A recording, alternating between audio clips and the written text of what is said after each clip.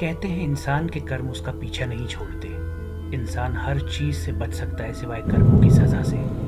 कभी कर्म इसी जन्म में अपना असर दिखा देते हैं तो कभी अगले जन्म तक भी अपने निशान छोड़ जाते हैं। ये सब पता होते हुए भी इंसान गलत कर्म करने से चूकता नहीं है और फिर उसे अपने किए गए कर्मों की कीमत चुकानी ही पड़ती है। आइए सुनाता हूँ आपको कर्मों की ऐसी ही एक कहानी जिसका नाम है इंतज़ार।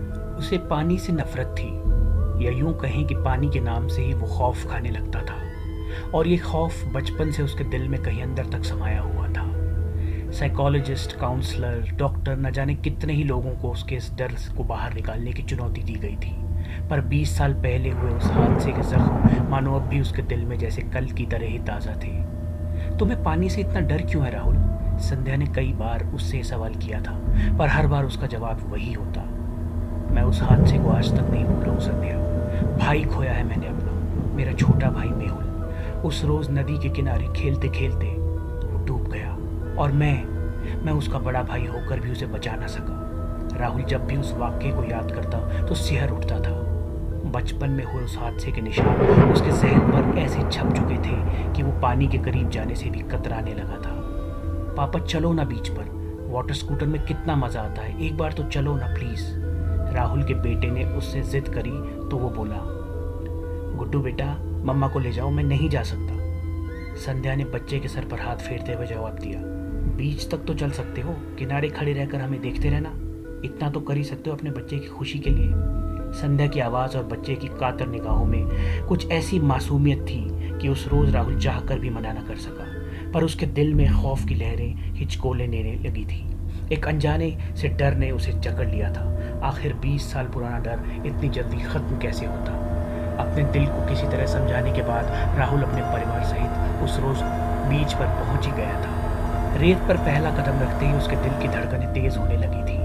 हर तरफ लोगों का जमावड़ा लगा हुआ था, क्या बच्चे, क्या जवान, क्या बूढ़े, सभी समंदर की लहरों के बीच अटखेलियाँ करते नजर आ रहे थे। कोई बॉल से खेल रहा था तो कोई समंदर में गोते लगा रहा था, कोई वाटर स्कूटर में बैठकर समंदर के बीचों बीच जोर जोर से चिल्लाता हुआ शोर कर रहा था।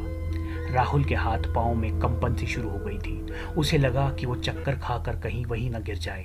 एक गहरी सांस लेते हुए उसने खुद को संभाला। संध्या और गुड्डू सामान राहुल के हवाले कर वाटर स्कूटर में बैठने की तैयारी कर रहे थे। राहुल समंदर किनारे किसी तरह डरते डरते खुद को संभाले खड़ा था और उन दोनों को जाता देख रहा था। कुछ ही देर में संध्या और गुड्डू वाटर स्कूटर में सवार होकर हाथ हिलाते हुए समंदर की लहरों के बीच पहुंच गए। राहुल को दूर से गुड्डू के खुशी से चिल्लाने की आवाज़ आ रही थी। तभी अचानक एक आवाज़ ने राहुल का ध्यान अपनी तरफ खींचा। आज आ ही गया तू पानी के करीब, बहुत इंतज़ार करवाया तूने भाई, 20 साल से तेरा इंतज़ार कर रहा हूँ यहाँ। यह आवाज़ कान में उतरते ही राहुल कांप उठा। इस आवाज़ को वो अच्छे से पहचानता था। ये उसके छोटे भाई मेहुल की आवाज़ थी।